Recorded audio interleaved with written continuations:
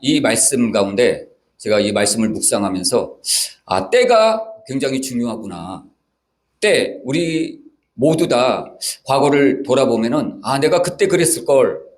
그때 그렇지 않았었으면 내가 좀 달라지지 않았을까. 아마 이런 생각들을 해보았을 것입니다.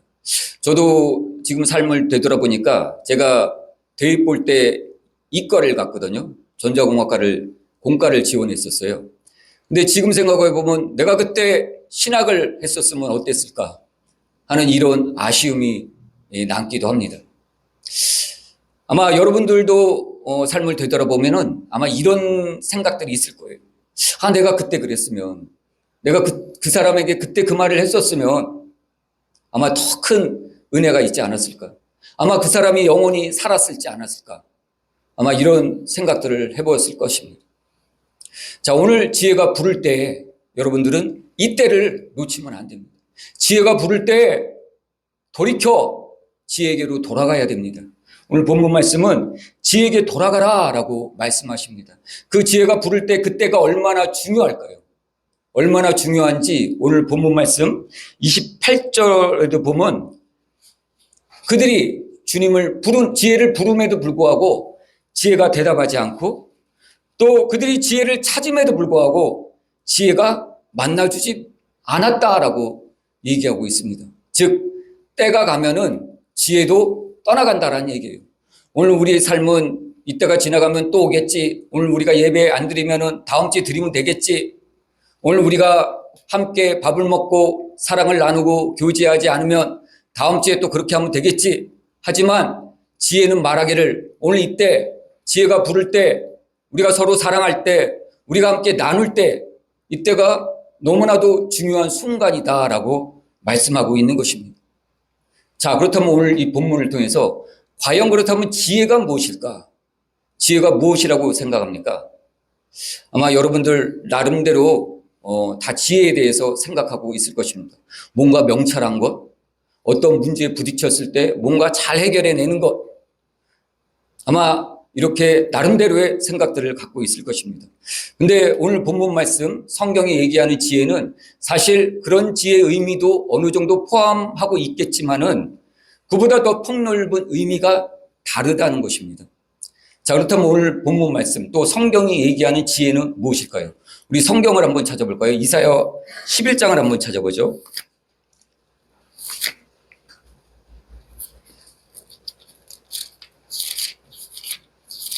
이사야 11장 1절 2절을 한번 보도록 하겠습니다. 이새의 줄기에서 한 싹이 나며 그 뿌리에서 한 가지가 나서 결실할 것이요 그의 위에 여호와의 영 곧 지혜와 총명의 영이요 모력과 재능의 영이요 지식과 여호와를 경외하는 영이 강림하시리니 아멘.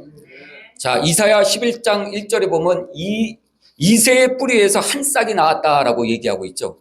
바로 이새 뿌리에서 한 싹이 나왔다는 건 누구를 얘기합니까? 바로 예수님을 얘기하는 것입니다. 그렇게 예수님에 대해서 얘기하면서 여호와의 영이 그 위에 지혜의 영, 총명의 영, 모략의 영 이런 영들을 다 부어주시겠다라는 영이에요. 근데 이 영들을 우리가 가만히 살펴보면은 다 지혜와 관련이 있는 것이에요. 이사야 11장 2절에 보면 이렇게 나와 있죠. 여호와의 영, 곧 지혜의 영, 총명의 영. 총명도 그렇죠. 총명도 지혜가 있어야 총명이에요. 그렇죠? 모략도 그렇죠. 모략도 지혜가 있어야지 모략을 짜요. 모략도 지혜가 없으면 모략을 짤 수가 없는 것이죠. 재능도 마찬가지예요. 아무리 유능한 재능이 있다 하더라도 지혜가 없으면 그걸 잘 써먹을 수가 없는 것이죠. 근데 이러한 지혜에 관한 모든 영들을 하나님께서 예수에게 불어 넣어줬다, 기름 부었다라고 하는 것이죠. 그래서 오늘 잠언이 얘기하고 있는 지혜의 영은 바로 예수님을 얘기하는 것이에요. 성경이 얘기하는 지혜는 예수님이라고 생각하시면 돼요. 자, 그래서 왜 예수님일까요? 근데 요한복음 1장에도 보면 이런 얘기가 있죠. 태초에 말씀이 계시니라. 말씀. 이 말씀이 하나님과 함께 계셨고 이렇게 나와 있죠. 자, 이 말씀이 뭐죠? 예수님을 얘기하는 것이. 자, 지혜는 어떻게 전달될까요? 말씀으로 전달되는 것입니다. 지혜는 말씀으로 전달되어 경험을 통해서 나오는 게 아니에요. 물론 경험을 통해서 나오는 것도 있지만 진짜 지혜 있는 사람은 경험하지 않아도 말씀을 통해서 기도를 통해서 나오는 게 지혜인 것입니다. 이때 여호와의 영, 지혜의 영인 예수 그리스도가 우리에게 임하는 것이에요. 그래서 이 지혜의 영이 우리에게 임하면은 예수님께서 우리에게 임하면 지혜의 영이 우리를 부를 때, 예수님께서 우리를 부를 때 이때 우리가 돌이켜야 된다라는 것이에요. 돌이키지 않으면은 나중에는 아무리 후회봤자 소용없는 것이죠. 요한복음 1장 14절에도 이런 말씀이 있죠. 말씀이 육신이 되어 우리 가운데 거하심에 우리가 그 말씀을 보니, 글을 보니 은혜와 진리가 충만하더라라고 기록되어 있죠. 자, 말씀이 육신이 되어 오신 분이 예수님이라는 거예요. 그럼 우리 인간은 어떻게 왔죠, 이 땅에? 어떻게 하나님께서 우리를 창조하셨죠? 흙이 육신이 된 게 사람인 것이에요. 근데 예수님은 흙이 육신이 된 게 예수님이 아니라 말씀이 육신이 되었다라는 것이에요. 즉 말씀 자체, 지혜 자체가 예수님의 육신이 되었다라고 말씀하고 있는 것입니다. 그러므로 이 성경이 얘기하고 있는 지혜는 우리가 세상 사람들이 생각하는 어떠한 지식, 지혜, 모략, 이런 총명, 이런 것들이 아니라 예수 그리스도를 의미하는 것이에요. 그래서 오늘 본문에도 우리가 앞전에 얘기했지만은 우리가 부를 때 대답하지 않겠다 이거예요. 왜죠? 때가 지나갔기 때문에. 예수님께서 오늘 우리가 부를 때는 바로 은혜의 때인 것입니다. 은혜의 때에 예수님이 부를 때 우리가 아멘하고 우리의 갈 길을, 세상으로 가는 길을 돌이켜 예수님께로 올 때, 그때 우리가 구원을 받고 하나님의 지혜의 풍성함, 기업의 풍성함을 함께 누릴 수가 있는 것입니다. 아멘. 자, 그렇다면 이 지혜는 어디에 있을까요? 오늘 본문 말씀 한번 보죠. 잠언 1장 20절 한번 보죠. 지혜가 길거리에서 부르며 광장에서 소리를 높이며 시끄러운 길목에서 소리를 지르며 성문 어귀와 성중에서 그 소리를 발하여 이르되 아멘. 자, 여기서 주어가 뭐죠? 지혜예요. 지혜. 지혜란 인간이 아니죠. 인격화할 수가 없는 것이죠. 그럼에도 불구하고 인격화한 것은 이건 비유로, 예수님을 비유로 말씀하신 것이에요. 그래서 지혜가 길거리에서 부르며 광장에서 소리치며 시끄러운 길목에서 소리 지르며 성문 어귀 성중에서 소리를 바란다라고 얘기하고 있습니다. 자, 그렇다면 여기서 5군데를 얘기하고 있죠. 어디죠? 길거리, 광장, 길목, 성문 어귀, 성중, 이 5가지를 얘기하고 있어요. 이 5군데 가면은 거기 지혜가 있어요. 거기서 이 5군데 가면은 지혜가 우리를 불러요. 자, 그래서 길거리는 어디일까요? 길거리는 사람들이 지나가는 곳을 얘기해요. 스가랴서에도 보면은 이스라엘이 패망하고 다시 회복되기를 기다릴 때 스가랴 선지자가 이런 예언을 합니다. 이 길거리에, 예루살렘 길거리에 할머니, 할아버지들이 와서 다시 앉아서 이야기하고 또 소년, 소녀들이 뛰노는 그런 곳이 될 것이다 라고 얘기하고 있어요. 즉 길거리라는 것은 뭐죠? 사람들이 많이 다니는 것이에요. 우리도 길거리 가다 보면 어땠죠? 여름 더울 때는 어르신들이 나와서 그 앞에서 담배도 피시고 또 서로 담화도 나누시고 그러잖아요. 그런 곳이 길거리라는 거예요. 즉 사람들이 모이는 곳이라는 것이에요. 광장은 어떤 곳이죠? 광장은 구약시대에 보면은 사람들이 광장에 모였어요. 오늘날에는 모이는 곳이 많잖아요. 그렇죠? 뭐 노래방도 있고 학교도 있고 모일 곳이 많아요. 근데 그 당시에는 모이는 곳이 그렇게 마땅치가 않았어요. 그래서 광장에 모여서 율법을 낭독한 곳이 광장이었어요. 그래서 그곳에는 사람들이 많이 또한 모이는 곳이었어요. 또 세 번째는 뭐죠? 시끄러운 길목이죠. 길목은 어떤 것이죠? 길목이라는 것은 우리가 꼭 어디를 가기 위해서 겹쳐지는 부분, 꼭 이곳을 지나가게 되죠. 옛날에 저 같은 경우도 초등학교 때 학교를 가게 되면은 학교 갈 때 그 길목이 있어요. 친구들이 거기서 다 만나요. 한 친구는 이쪽 길목, 한 친구는 저쪽 길목에서 오지만은 이 길목에서는 다 만나. 그래서 함께 등교하던 기억이 납니다. 바로 이런 곳이 길목이에요. 그래서 이 길목은 시끄러워요. 왜냐하면 학생들이 다 만나서 학교로 들어가는 곳이기 때문에 시끄러울 수밖에 없는 것이죠. 또 성문 어기는 어디죠? 어떤 곳이죠? 성문 어기는 그것도 시장 같은 곳이에요. 사람들이 지나다니는 통로예요. 그래서 우리도 보면은 옛날에 조선시대 때 이런 시대를 보면 어떻죠? 독립문 어기, 또 이런 광화문 어기 보면 사람들이 그 안에, 그 앞에다 장사를 하죠. 사람들이 그 성을 들어가면서 나오면서 필요한 거 있으면 사거든요. 그래서 사람들이 모이는 곳이 이것 또한. 그리고 성 안은 또 뭐죠? 성안? 성 안에는 뭐가 있죠? 온갖 중요한 정부 요소들이 다 있어요. 예, 정부 요소들이. 그때는 뭐 이런 정부 처소들이 많지 않았으니까 정부 처소들이 다 이 성 안에 있었어요.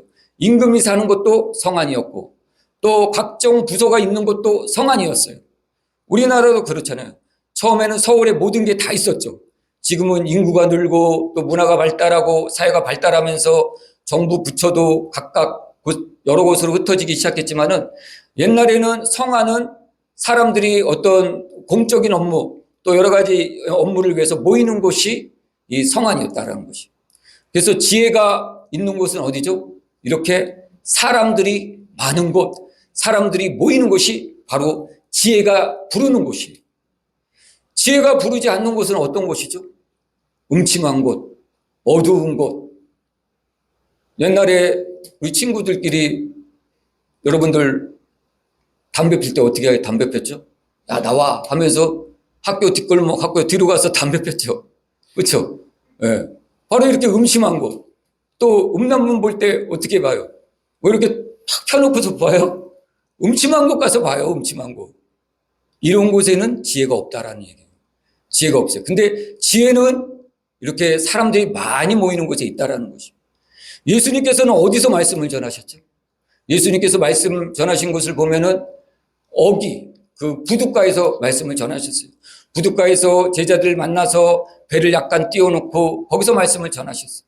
또 성문 어귀에서도 말씀을 전하셨어요. 사람들이 많이 모이는 곳에서 말씀을 전하셨어요. 이렇게 사람들이 모이는 곳에서 말씀을 전했죠. 사도 바울도 광장에서 말씀을 전했고 회당에서 말씀을 전했어요. 예수님도 회당에서 말씀을 전했고 사람들이 모이는 곳에서 말씀을 전했어요.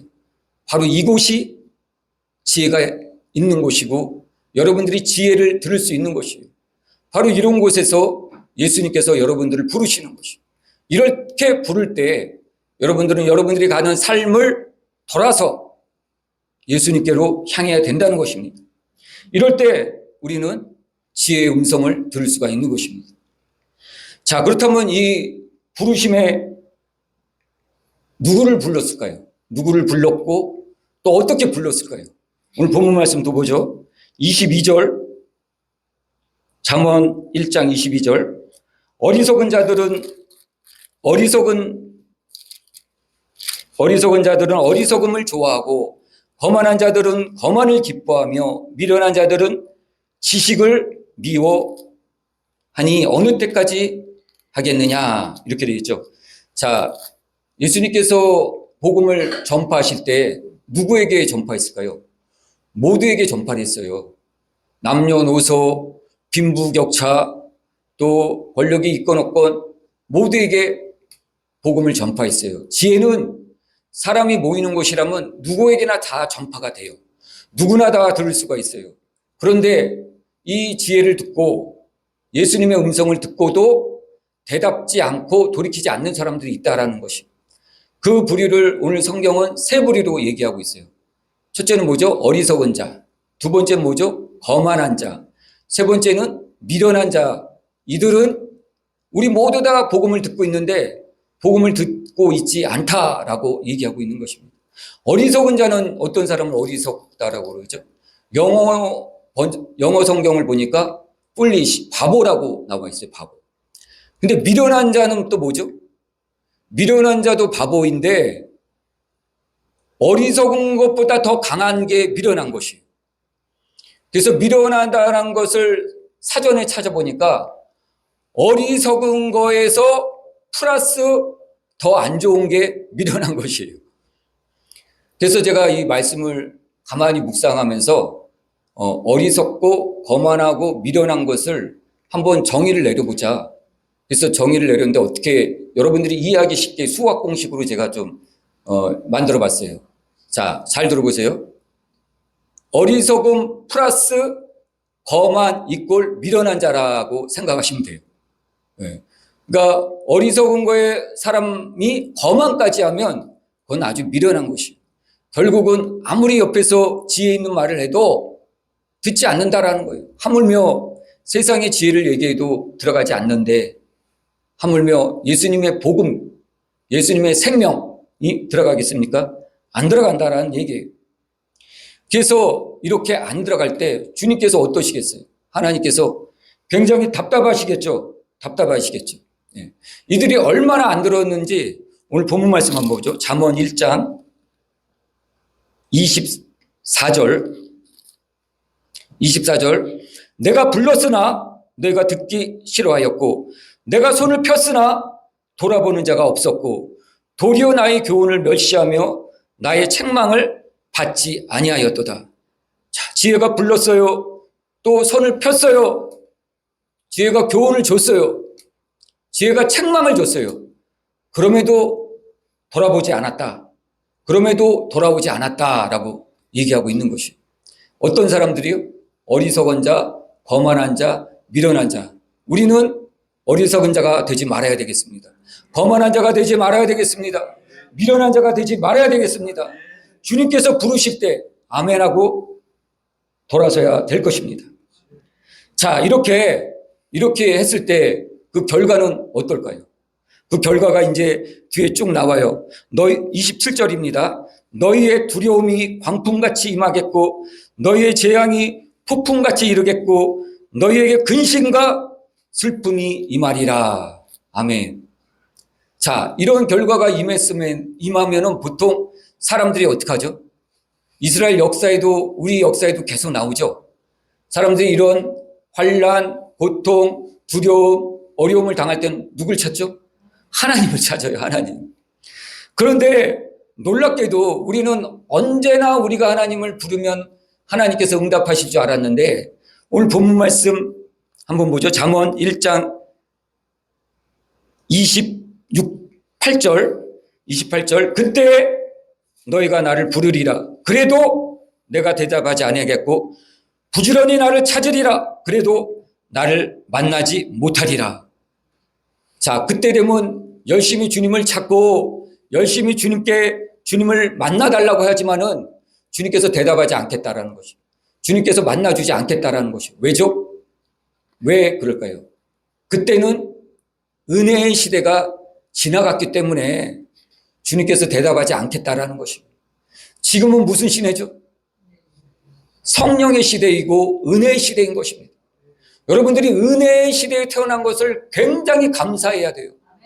이 은혜의 시대가 지나고 나면은 그때는 지혜가 광장에서 지혜가 교회에서 불러도 주님께서 대답하지 않겠다라는 것이죠. 그런데 은혜의 시대에 살고 있는 오늘 우리들은 우리가 아무리 큰 죄를 저질러도 아무리 주님을 떠나서 멀리 갔어도 주님께서 부르실 때 여러분들이 갖는 삶을 되돌아온다면은 주님께서 응답하시겠다라는 것입니다. 그래서 오늘 본문 말씀은 사실 마지막 때를 지금 의미하고 있는 것입니다. 마지막 때에는 아무리 우리가 주님을 찾아도 볼 수가 없다라는 것입니다. 이제 주님께서 이 땅에 다시 재림하고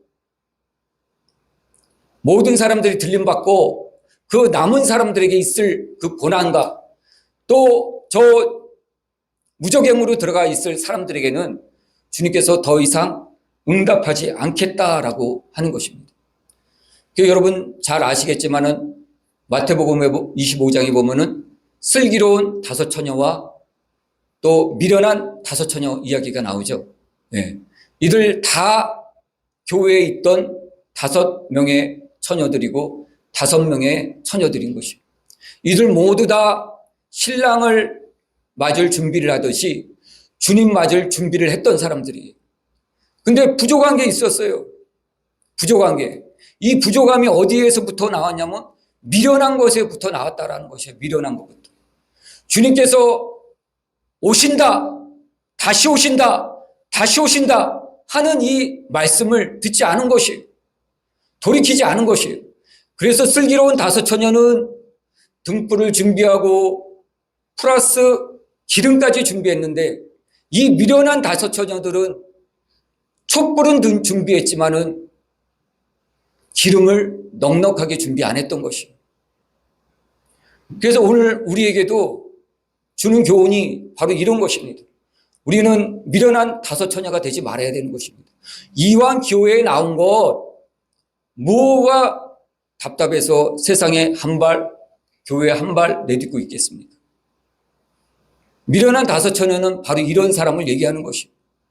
교회에 한 발, 세상에 한 발 내놓고서 이리 갈까 저리 갈까 저리 갈까 이리 갈까 하는 사람이 미련한 사람들이라는 것이에요. 교회에 왔으면 주님만 바라보는 것이에요. 믿음의 주여 온전케 하신 예수를 바라보라. 예수만을 바라볼 때 미련하지 않은 처녀, 슬기로운 처녀가 되어서 주님 오시는 것을 준비하게 되는 것입니다. 지금은 은혜의 때이기 때문에 이게 가능한 것이에요. 여러분, 은혜의 때에 우리가 사는 것을 기뻐하십시오. 자, 이 지혜는 이제 어디에 있다라고 그랬죠? 지혜의 오늘 본문 말씀 앞에 한번 보죠.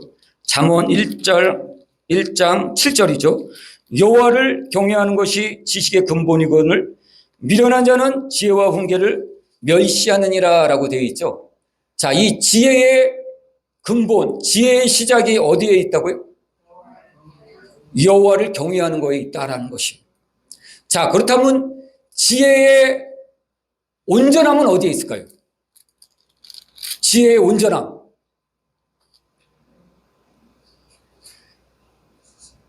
여호와를 경외하는 것이, 하나님을 경외하는 것이 지혜의 시작이고, 또 예수 그리스도를 내 안에 모셔드리는 것이 지혜의 온전함인 것입니다. 예수 그리스도가 내 안에 와 계시면 나는 십자가에 못 박고 내 안에 예수 그리스도가 오게 되면 그 안에서 예수님께서 나라의 삶을 이끌어 가시기 때문에 내가 온전한 삶을 살 수가 있는 것입니다. 내가 아무리 세상의 지혜와 지식이 다가오더라도, 아무리 세상의 빅뉴스가 우리에게 전해진다 하더라도 우리는 두려울 것이 없는 것이에요. 왜? 살아계신 지혜, 말씀이 육신이 되어 오신 지혜가 우리 안에 거하시기 때문에 우리의 삶은 지혜로운 삶으로 갈 수밖에 없는 것입니다. 오늘 주님께서 말씀하셨듯이 지혜의 근본은 여호와시고 지혜의 온전함은 예수 그리스도를 내 안에 모셔드리는, 오늘 이 말씀 붙들고서 한 주간에도 밖에 나가서 세상과 싸워서 능히 승리하고 하나님께 영광 올리시는 여러분 되시기를 주님의 이름으로 축원합니다.